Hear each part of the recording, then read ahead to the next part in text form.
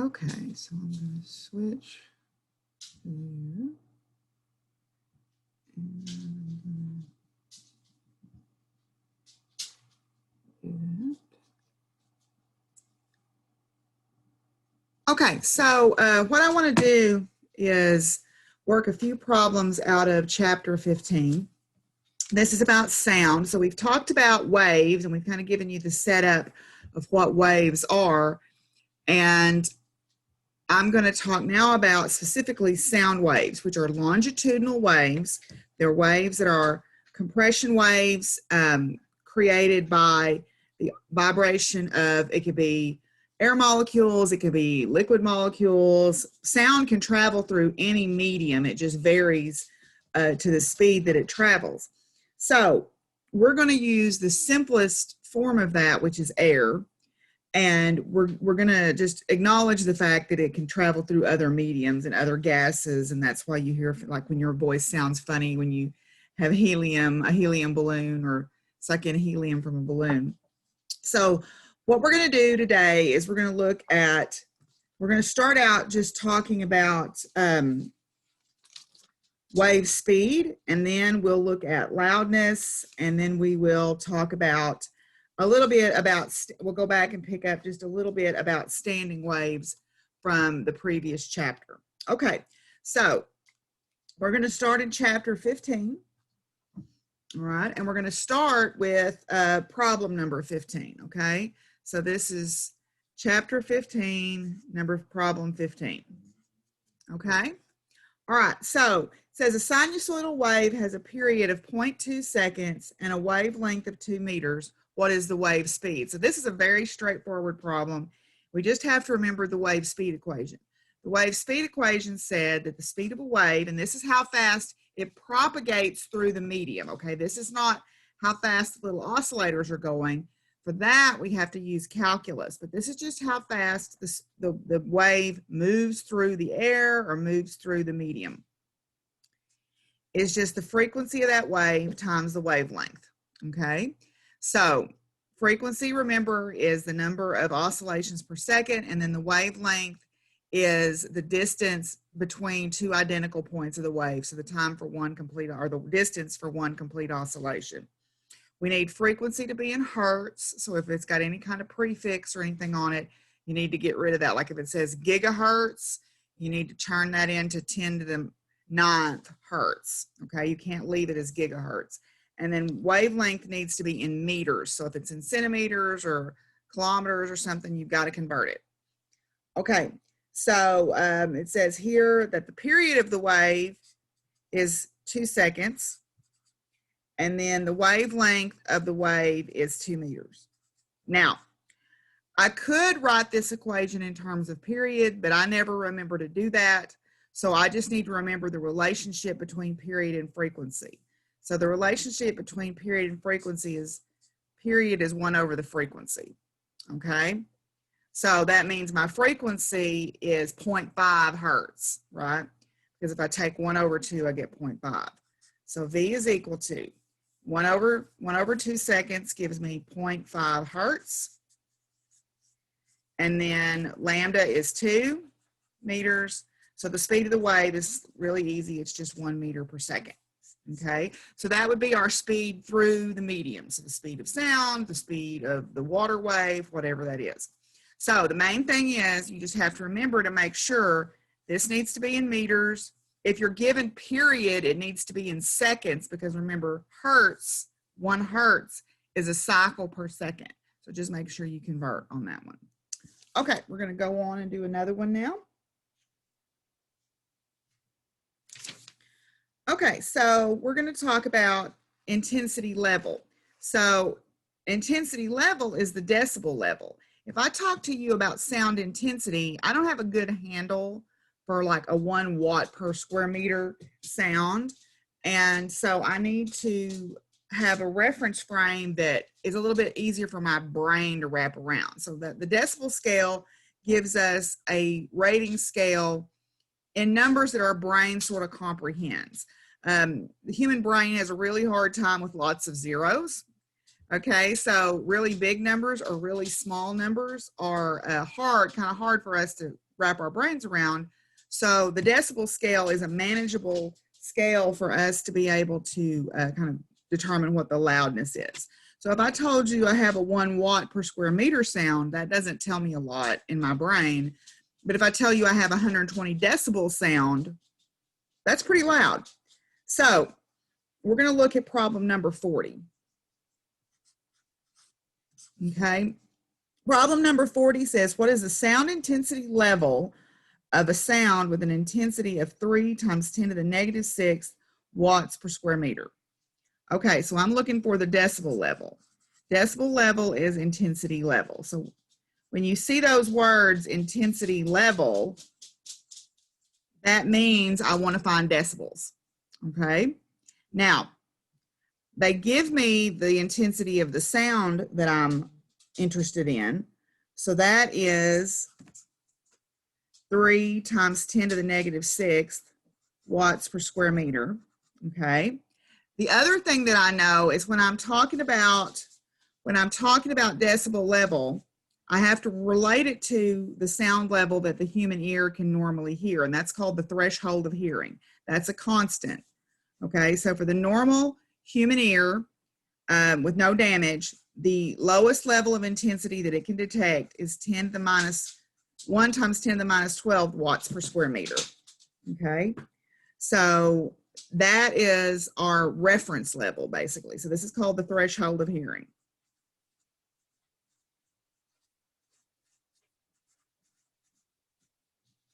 Okay, now, so what I need to do is write down my decibel equation.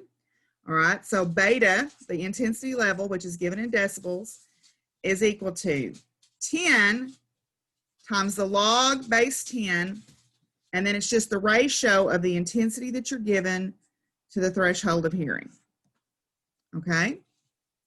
All right, so let's move that up where we can still see that and go on to a fresh page. I should have started this on a new page, I guess.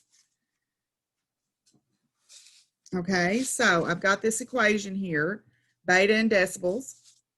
Now, so what I'm going to do is I'm going to just plug in what I've got. So if I just plug in my two intensities, I've got up here 3 times 10 to the negative 6. And then I've got my given, my threshold of hearing.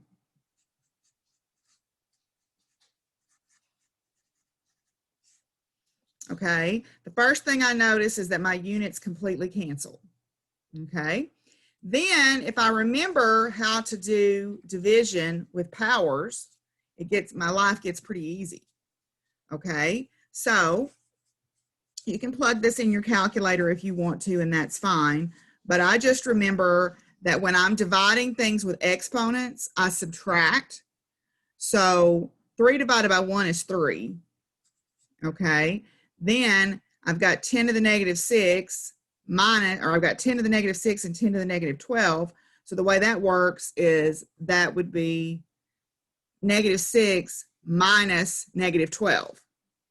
So negative 6 minus negative 12 is 6. So 3 times 10 to the 6th is what I get inside there. Okay. If you don't believe me, you can plug all this in your calculator if you want to, but it's 3 times 10 to the 6th. Then the log base 10 of this, I have to use my calculator to figure that out, okay? But my calculator has a log function on it, so you can take your calculator and type that in, okay? So, let's see.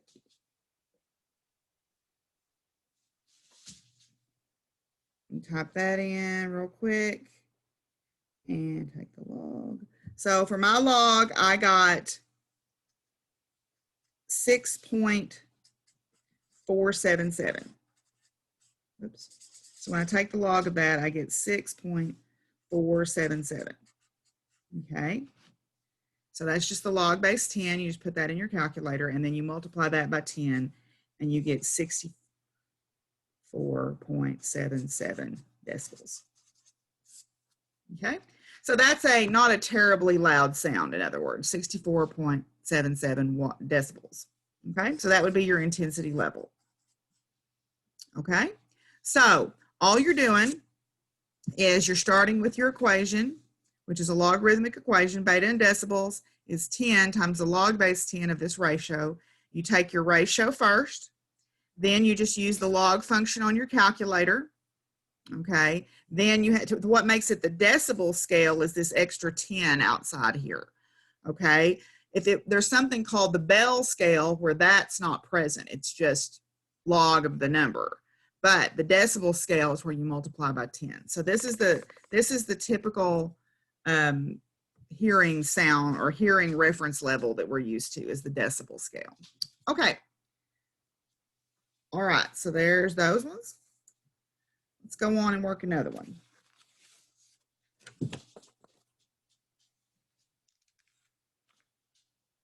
Now, I'm going to do one that's not an assigned homework problem, but it'll give us a little bit more practice at this. And I'm just going to go ahead and start on a fresh page so I don't have to do that again.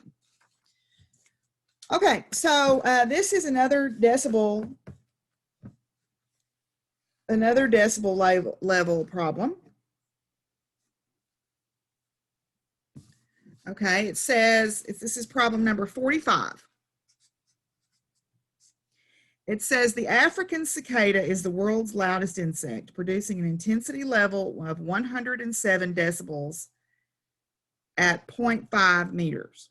What is the intensity of the sound as heard from someone 3 meters away?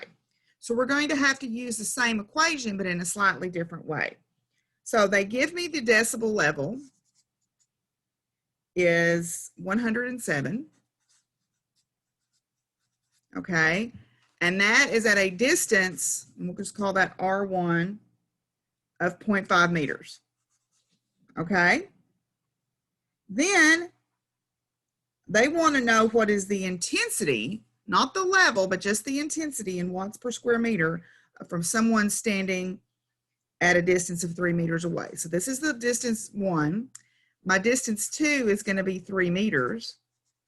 And I want to find the intensity at that point. Okay. So what I'm going to do is I'm going to use my decibel equation, and I'm going to figure out the power output from the cicada, because intensity is power divided by area. That's the definition of intensity. Now, this is a constant. This is whatever's put out by the source of sound, okay? This is how far is determined by how far away you are, because the way this works is the cicada is here, and then these spherical shells of sound come out from that cicada. Now, I can't draw spheres on my paper, but I can draw circles. So if you can imagine these spheres of sound around that cicada. So if you think about what the surface area of a sphere is, that sound is spreading out over that surface area as it moves away from the cicada. So it's getting less intense the further away you get. And so it's getting quieter.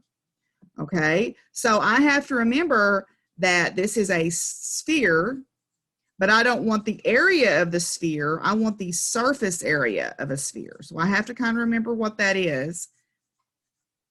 And if I look up the surface area of a sphere, I get that it's 4 pi r squared. Okay, so the surface area of a sphere is 4 pi r squared. Now, I'm given some r's here, so that's encouraging. All right. I know the starting decibel level, so maybe I can use that to find an intensity at that point. All right. So I'm going to start with at position 1.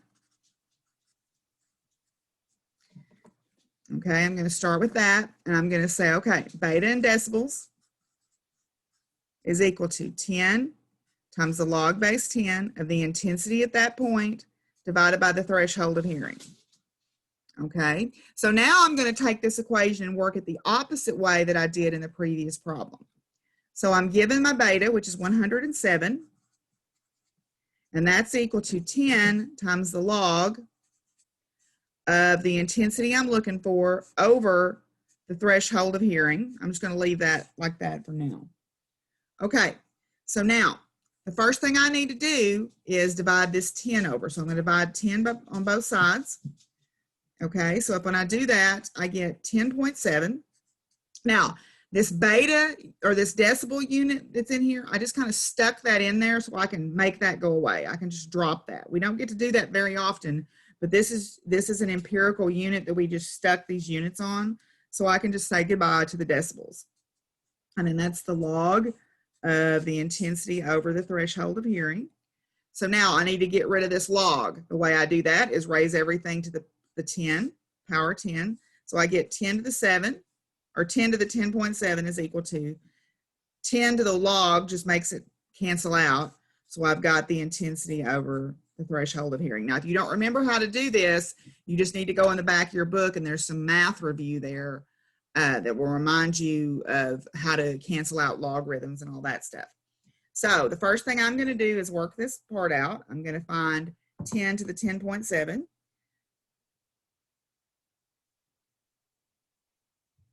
Okay, so when I do that, I get 5 times, let's see, 1, oops.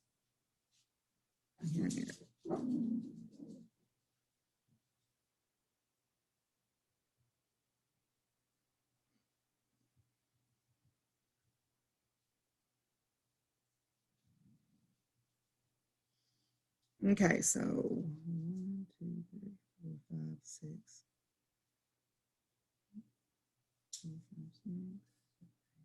10. So I got 5 times 10 to the 10th. Okay. Then I get 5 times 10 to the 10th, and then over here I've got the intensity I'm looking for over the threshold of hearing. Now I'll go ahead and put that in. Okay. Now, this is another power solution when I'm going to cross multiply this. Okay. When I cross multiply exponents, I add them. Okay. So I've got 5 times 10 to the 10th is equal to I over 1 times 10 to the negative 12 watts per square meter. And I'm going to cross multiply this over there. Okay. So when I cross multiply, I add my exponents. So I've got 5 times 1 is 5. And then I've got 10 to the 10th and 10 to the 12th. So 10 plus negative 12 is negative 2. So I get 5 times 10 to the negative 2 watts per square meter. And that's at position 1, okay? But the power or the intensity at position 1 is equal to the power divided by the surface area at point 1, which I now can solve for power. So power is intensity times area. I know what this is.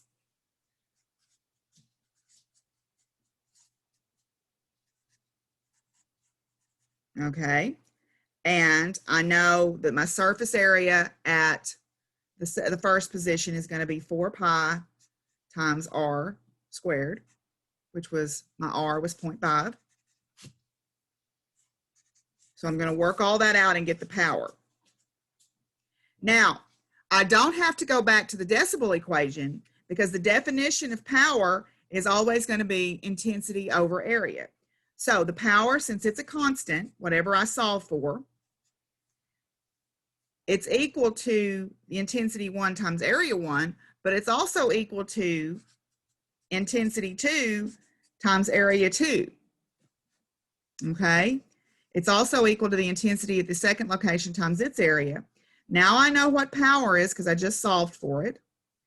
I know what the area is because that's going to be 4 pi r at 0.2 squared. So the only thing I don't know in there is intensity, and I can solve for that. I'm not going to go through all the math. You can do that, but I don't feel like typing it in my calculator. You know this stuff because you know that the radius at 0.2 is 3. You just solved for the power, so you solve for the intensity at 0.2. So I had to use the decibel equation to find the power.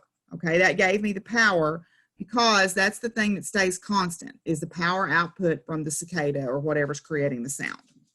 Okay, so that was a little bit more involved, but That's more like what a test question would look like, where, and maybe not all in one big piece. I might say, okay, find, you know, I might ask you to find the intensity level at 0.1. And then I might say, okay, now find the power of the cicada, which would be a part B. And then I might say, now find the intensity at 0.2. So I might break it up into 3 parts, but it would still have all these pieces to it. So that gives you some kind of an idea of what a test might look like. Okay. Now that you're all going, holy crap. It's really not that bad. Okay, you can try to break it down into small pieces to make your life easier. All right, now let's do another one.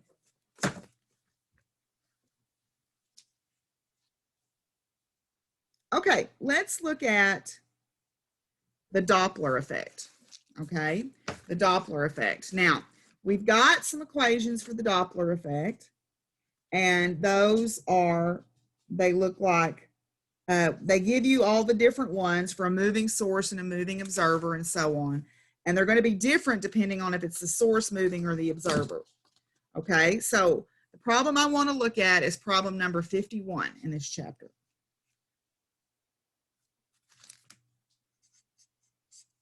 Okay, 51. It says an opera singer in a convertible sings a note at 600 hertz while cruising down the highway at 90 kilometers per hour. What is the frequency heard by a person standing beside the road in front of the car and a person standing beside the road behind the car? Okay, so I've got here's my car. I've got a person over here that the car is moving toward, and I've got a person over here that is apparently taller that the car is moving away from. So because the singer is in the car, this is a moving source. And since they're standing beside the road, they are stationary observers.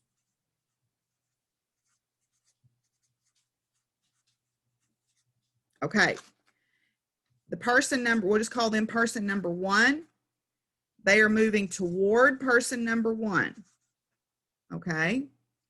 Person number 2, they're moving away from. So the rule of the Doppler effect is for toward, relative motion of a source and observer toward means the frequency of the observer is greater than the frequency of the source. The frequency goes up. In other words, they should hear a sound that is higher in frequency than the source. For moving away, the general rule is the frequency of the observer is less than the frequency of the source. And it doesn't matter who's doing the moving in this case. The formulas are different, but the overall effect is still the same. Toward means the frequency goes up, away means the frequency goes down. Okay, and if you watch those videos I posted, you saw an example of that. Okay, so I'm going to refer to my formulas. So for a moving observer with a stationary source, if they are approaching, or if the source is approaching, oh, excuse me, I want a moving source stationary observer. I said that backwards. So for a moving source stationary observer, for an approaching source,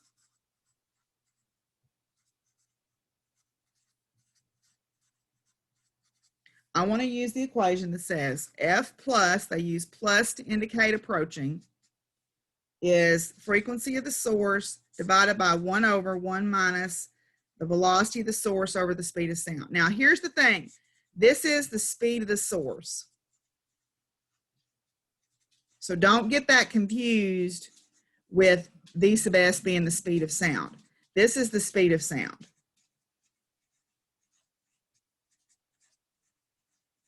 Okay, then this is the actual frequency of the source.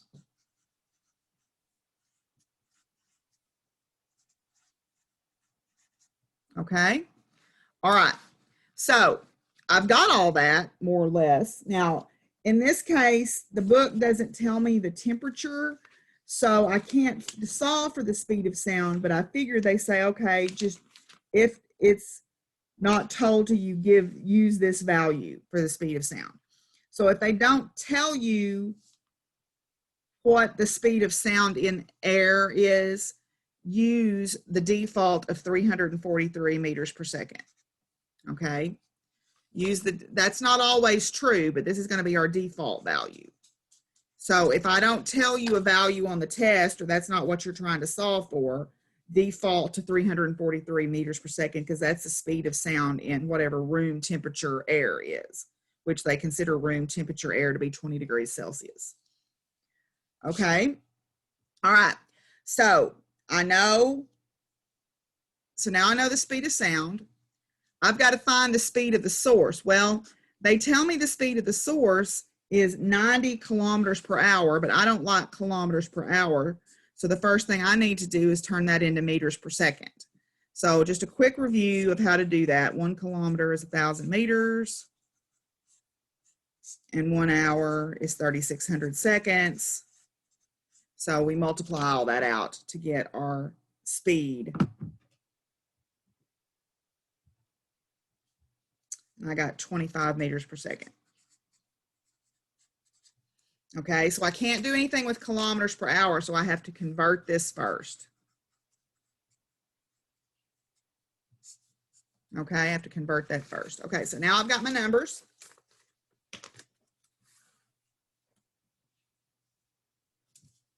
Okay, so I've got F plus is equal to the frequency of the source, which I know, over 1 minus speed of the source over the speed of sound. So I know that the frequency of the source in this case is 600 hertz over 1 minus the speed of the source is 25 meters per second over 343 meters per second. Okay, so those will cancel. All right, I better get a number larger than 600 here. So when I do 25 divided by 343, this number is 0.073 basically. All right, so 1 minus 0.073 is 0.927. So if I do the bottom part first, I get 600 hertz divided by 0.927. All right, so 600 divided by that is frequency plus is 647 hertz. And that's good because that's greater than 600. So that checks out. Okay, I may not have done my math right, but at least I set it up right because my frequency is greater than 600. Now, if I have a receding source, I'm going to use all the same numbers. The only difference is, instead of subtracting on the bottom, I add. Like that. Okay, so I'm going to use all the same numbers. So I've got 600 over 1 minus, still 25, or excuse me, 1 plus 25 over 343. Now I've already done that, so I know it's 0.073. And I can do that math in my head. 1 plus 0.073 is 0.1073, like that. Okay. So now I'm just going to take 600 and divide it by that.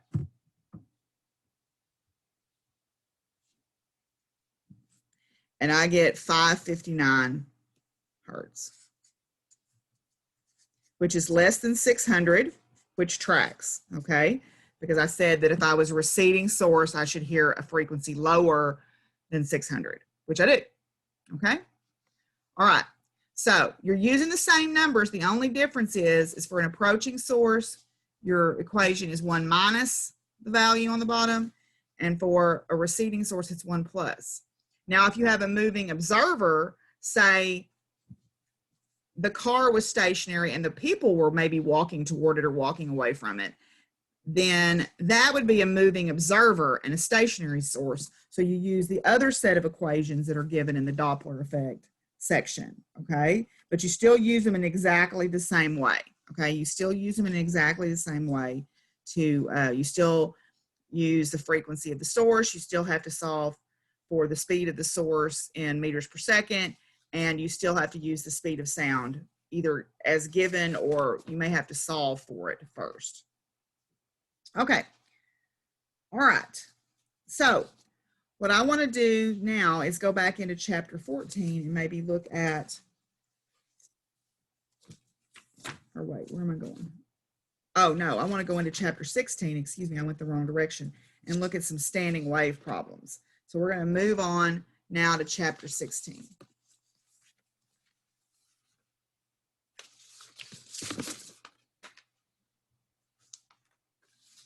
Okay, so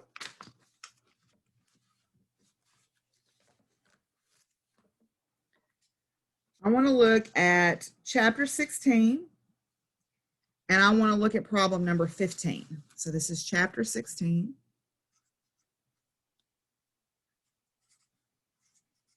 And then this is going to be problem 15. All right, it says a guitar string with a linear density of 2 grams per meter is stretched between supports that are 60 centimeters apart. The string is observed to form a standing wave with 3 antinodes when driven at a frequency of 420 hertz. What are the frequency of the 5th harmonic of this string, and what is the tension in the string? Okay, so it says I have a standing wave, and it's at a frequency of 420 hertz. Now, I'm not going to call that F1. I should call that F3, and this is why. It says I have 3 antinodes.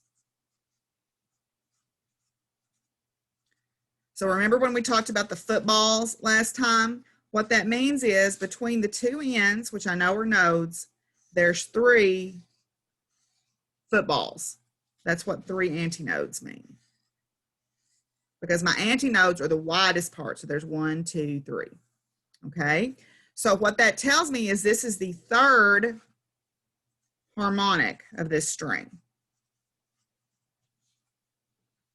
Okay. That's what that 3 antinodes tells me. All right. Let's see. It tells me some other stuff.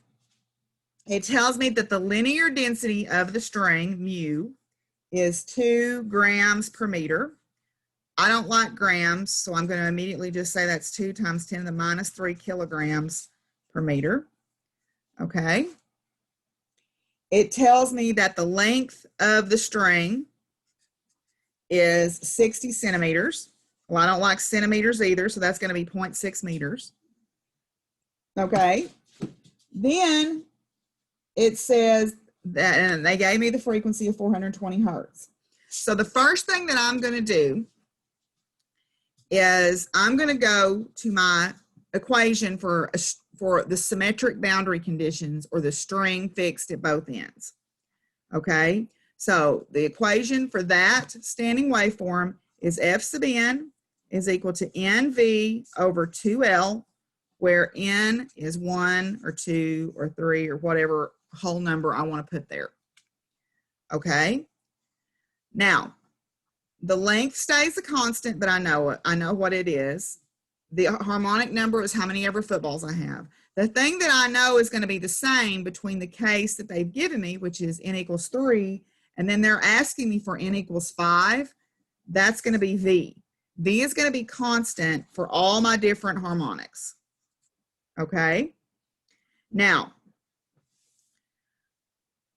also, this is a string. So I have an equation for the speed of a wave on a string.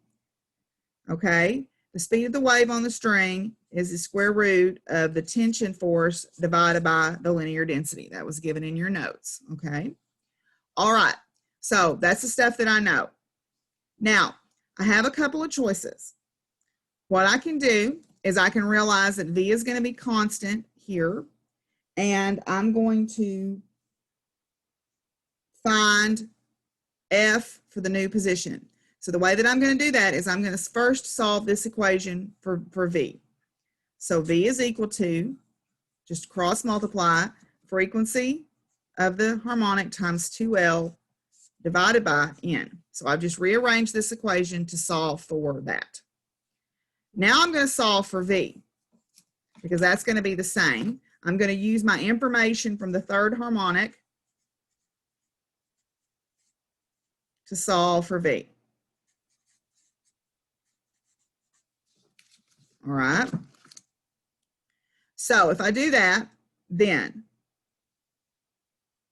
V is equal to, the frequency of the third harmonic is 420 hertz times 2L, and L was 0.6 meters, divided by N for the third harmonic, which is just 3. Okay. Now, I can work all that out, but I know then that that V is also going to be true for the fifth harmonic. So V is going to be frequency of the fifth harmonic, which is what I'm looking for, times, it's still 2 times the length of the string. That hasn't changed. And now N is going to be 5. So once I know what V is, I can just put it right there. Or if I'm really lazy, I can set these two equations equal to each other and cancel a bunch of stuff out. So let's do that, because V is the same for both of them. So because I'm lazy and I don't want to do a lot of math, I'm going to set those two equations equal to each other, because they're both equal to the speed. So since these two are the same,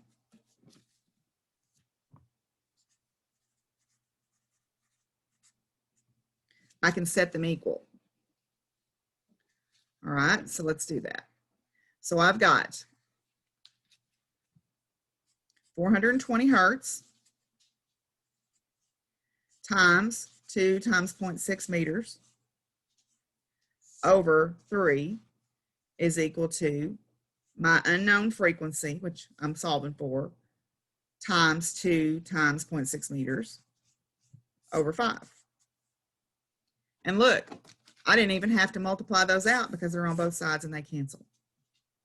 So I get 420 hertz over 3 is equal to whatever I'm looking for over 5. And then it's a pretty easy process to just cross multiply and solve for F5. Okay? So you can do that real quick if you want to. And I got 700. Okay, 700. Now, I do need to solve for V at some point because part B wants to know what's the tension force. So I need to solve for V at some point from one of these equations because I want to use this equation to solve for the tension force. Okay, so if I go back to either one of the equations I just had, either one of these up here, and work them out, I can do that. So let's just go back to this one right here, since we know these numbers were all given, and that way if I made a mistake in my math, it doesn't matter.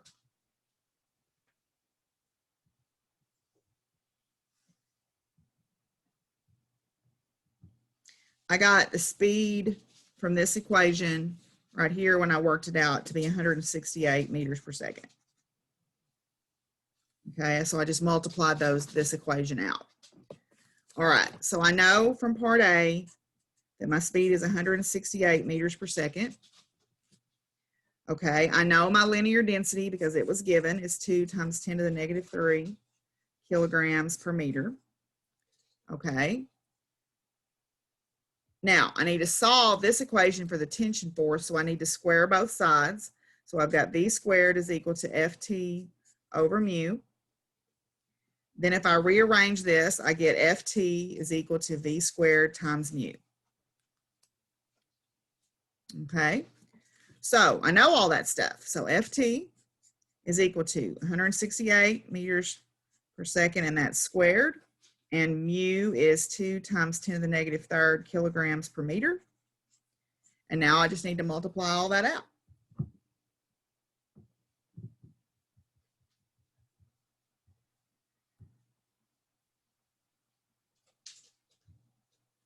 And I got Ft to be 56.45. Okay, not too bad. All righty. So this is for a string, okay? So this equation, remember in your notes, is only good for the speed of the wave on a string. All right. If you have sound waves, you have to use a different equation. All right, so let's go on.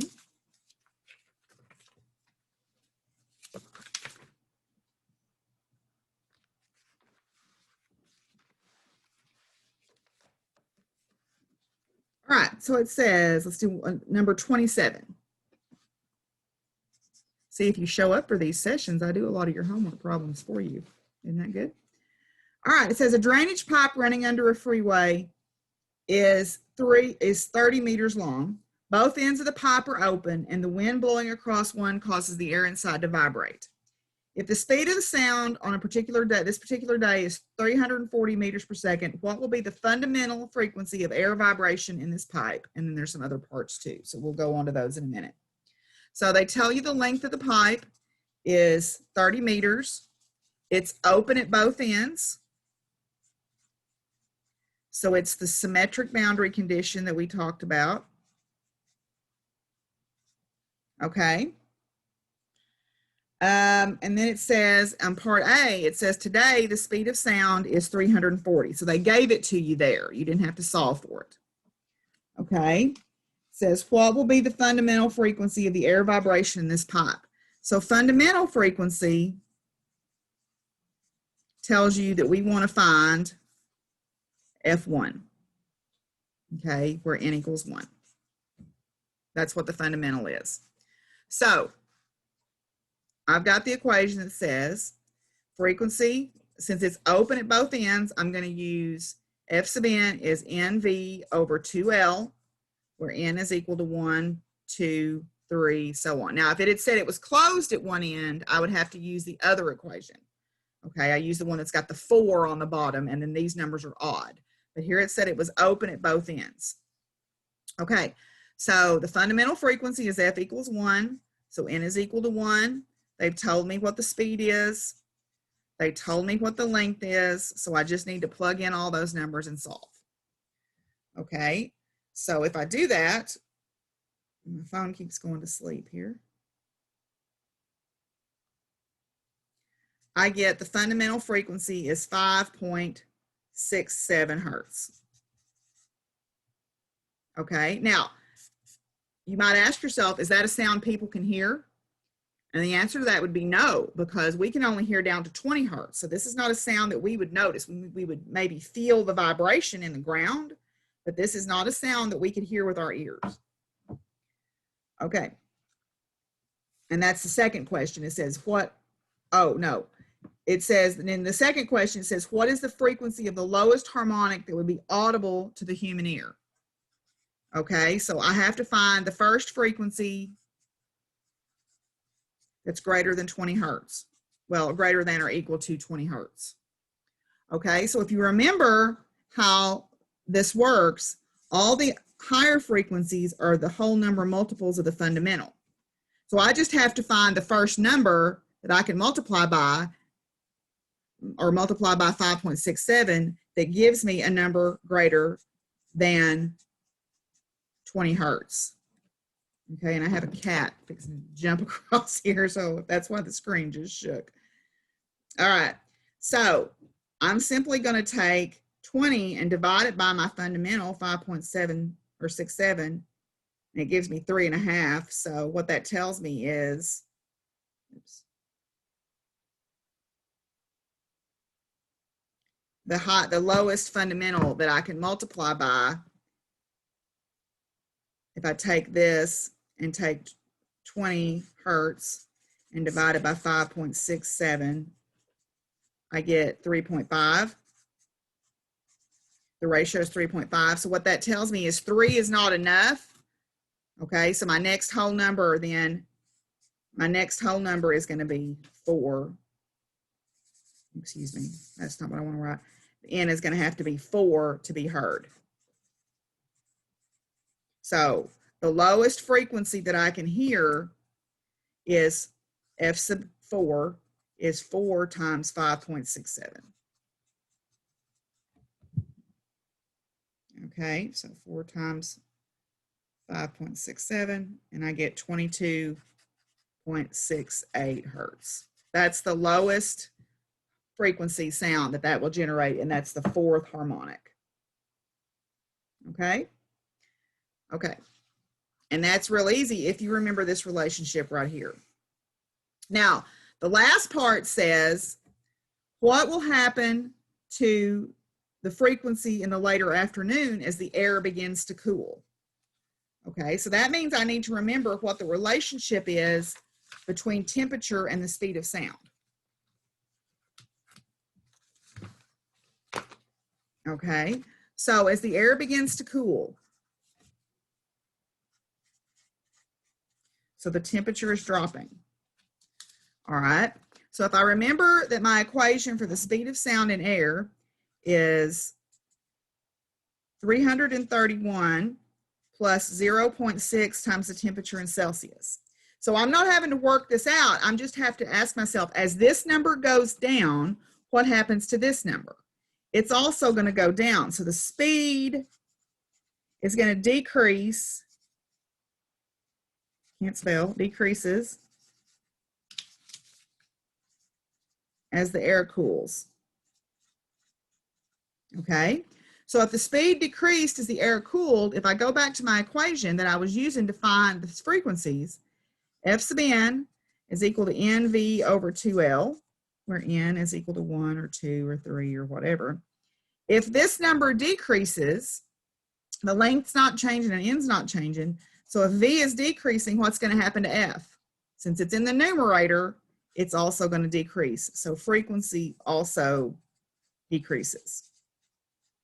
If you've ever played a wind instrument, remember you have to warm up your instrument before you try to tune because you're trying to bring that air to the ambient temperature of your lung respiration, basically. So that's why you have to warm up, because the frequency of your sound changes as the air temperature changes. Okay, I want to do one more, and that's going to be number 45. Okay, so 45 says musicians can use beats to tune their musical instrument. One flute is properly tuned and plays the musical note A440 exactly.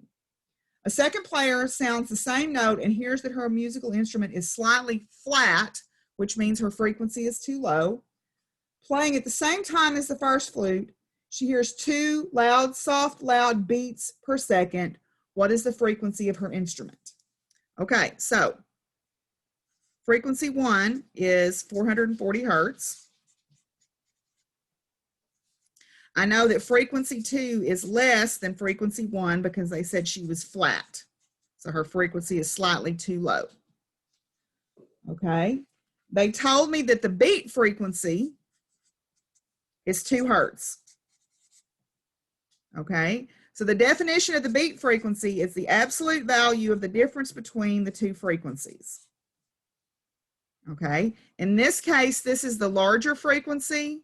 So I'm going to make that, that's why I made that one F1. So the beat frequency of 2 hertz is equal to 440 hertz minus F2. So I just need to solve for F2. And that's pretty straightforward because F2 is 438 hertz. Because I just rearranged this to solve for F2 because I know F2 is 2 hertz lower than F1. Now they had to tell me this piece of information right here because a 2 hertz beat frequency would happen if I was 2 hertz below 440 or 2 hertz above 440. So the only way I knew to solve by subtracting here is because I knew that the sound I was looking for is lower than 440. So they had to tell you that. If they didn't tell me that, I would have 2 possible answers here of 338 and 342, because both of those would give me a 2 hertz difference. Okay. All right. So let me unpin myself here. And I'm going to switch my video back to me so you can see my slightly disheveled face. All right, so does anybody have any questions about any of those problems that we worked? We have just a minute to answer questions. Okay, all right, well, I'm going to end the recording then and end the session. And thank y'all for showing up. And I will post this as soon as I can up on YouTube so you can go back and look at it. Bye, y'all.